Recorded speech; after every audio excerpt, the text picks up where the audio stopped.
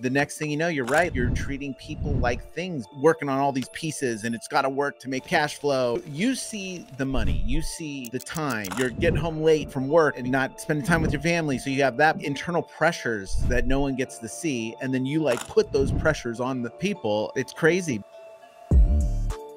If you are a small business owner and you have never seen great leadership, and I share what I'm just sharing with you, they think you're from Mars because they have no vision for what it can be. In their mind, if I need to do more work, I run the backhoe for another 4 hours. If I need more work, I tell you to work harder. They do not understand. One of the most difficult things is to get a senior person who has not actually thought this through or had the skills to wake up and realize that actually people are their greatest asset. Everybody knows that, but they don't act that way. They don't think that way. They don't perform that way. They don't behave that way. They treat people like things. And so I have a problem, change the person. No, you have a problem, make the person better. You never get past mediocrity because great people don't come like off the assembly line. They're groomed, they're trained, they're coached, they're guided, they're helped. And where does all that come from? Your boss. Well, if your boss doesn't do that, you're never going to have anything more than an organization of competent but relatively mediocre people because they're not being challenged to be brilliant. Yeah.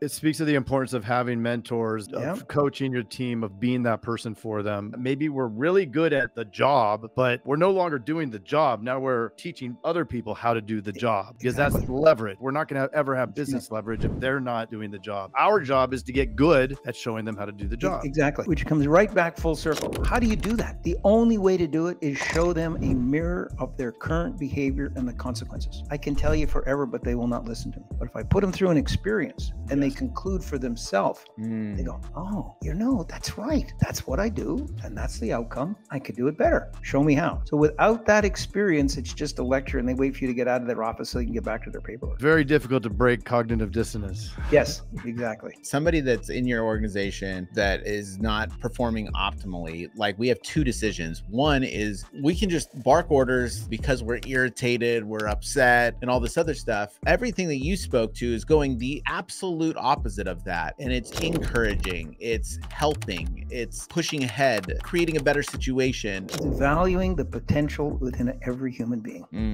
I was in a room once many years ago. The chairman of the board of a huge company was talking, and he was talking about the importance of people. And a lady put her hand up and she stood up and said, "Excuse me, may I just make a comment, sir?" And he said, "Sure." She said, "I have a PhD in nuclear physics. I work in a rocket propulsion lab. I am a rocket scientist. And I will tell you, I am now in leadership and it is way harder than being a rocket scientist." And she got a standing ovation because, the phrase, well, it's not rocket science. She said, you know what? Being a leader is the hardest thing I have ever done. And she is right. But if you don't understand that, you treat it as if it's something you can just do in your spare time. Well, we all speak, so I'm a good communicator. We all listen, so I listen really well. What's wrong with that? You don't get 80% greater value out of your workforce. That's the problem with that. Would you say empathy is one of the most important skills of being a good leader? Yes. I'm not sure I'd call it a skill. I think it's an attitude, but it's certainly one of the most important attitudes to have. I think the skills are the things that you master to let you demonstrate your empathy. So it reflected in your behavior. I think there's things like empathy, integrity, drive you to a behavior. What would you say